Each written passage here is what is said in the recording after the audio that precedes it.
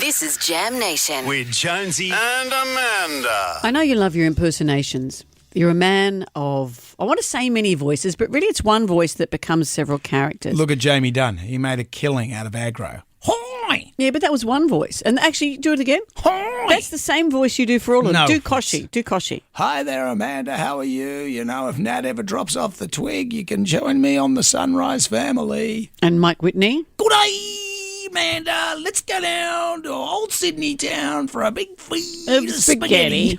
And how about Dr. James Wright? Hi there, Amanda. Let's have a look at your bot pot. Dr. James Wright has passed away. I know, I read that. I'm He's sad. 94 years old. His real name is Dr. John Knight because you can't use your actual name when you're a TV medic. That was back in the days. That's Still right. now you can't. Are you sure about that? I don't think you can, no. Dr. Karen Phelps. Well, you may find that Phelps is a family name. But I think the rule was back then that you had to live under a pseudonym. You couldn't be, as you say. If you're in the media. Yeah, Because it was illegal for you to advertise yourself as a medical person. Yeah, I would have gone with Dr. Pseudonym. Dr. Suam.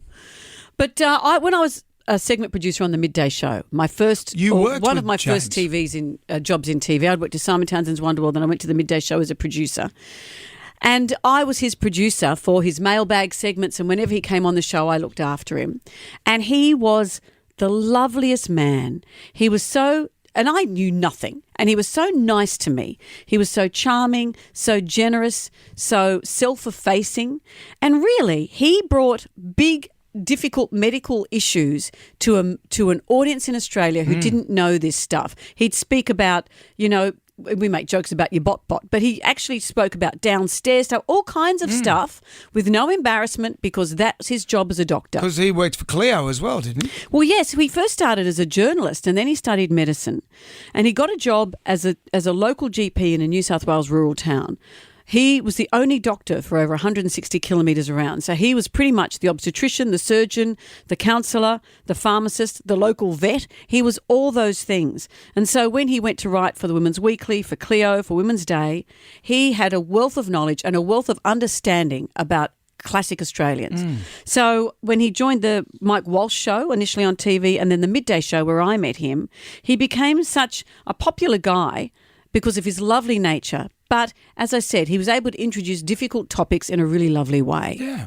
He was the original hipster as well. He brought us all the information about celiac disease long before anyone else. Now, the disease is called celiac disease, an intolerance of the body to the gluten or the protein factor of wheat, barley and rye. Now, this part of the protein, gluten, if eaten, it irritates the small bowel where the food's absorbed, causes diarrhea, flatulence, horrible bloated feeling, very unpleasant. And the treatment is you simply stop eating gluten. By the way, that wasn't me doing an impersonation. Well, I hope he would see us as celiac disease kicked in. As a homage that he's checking bots in heaven. He wrote his autobiography when he was 89 years old. If you're going to heaven, you're not going to go and check bots. He's a helper. Wherever he is, he's a helper. I know, but I'd like to, you want to take some time off. Maybe play a harp or something and do something else. Play a harp for a day and then whatever you feel like doing. He will be missed. I know. Dr. John Wright. Absolutely. His children, great-grandchildren, all of them, we're thinking of you.